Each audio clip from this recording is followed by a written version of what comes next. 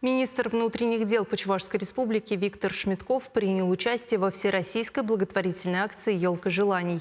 Генерал-майор полиции исполнил мечту 15-летнего спортсмена Михаила Малышева из Новочебоксарска и вручил ему умную колонку.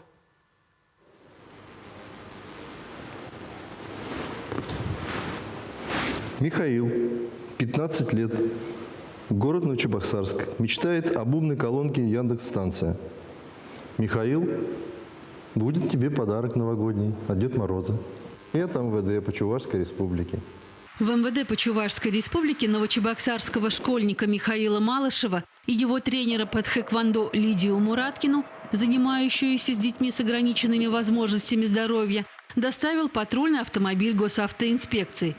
Генерал-майор полиции Виктор Шмитков, выбрав с елки желаний шарик с мечтой Михаила об умной колонке, и не подозревал, что подарок предназначен не лично ему, а необходим для проведения занятий спортивной секции, которую посещают ребята, имеющие проблемы со здоровьем. Поздравляю тебя с наступающим Новым годом, чтобы тебе вот этот подарок принес немножко радости в следующем году. Еще пригласительный билет в театр.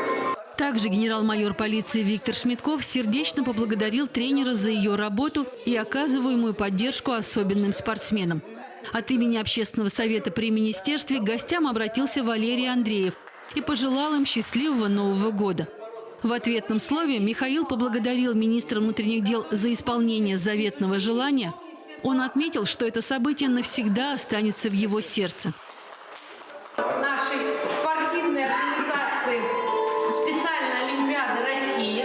Это организация, которая занимается спортивной деятельностью в области детей как раз с ограниченными возможностями. Эту встречу своим присутствием украсили полицейский Дед Мороз и Снегурочка, порадовав мальчика и тренера сладостями.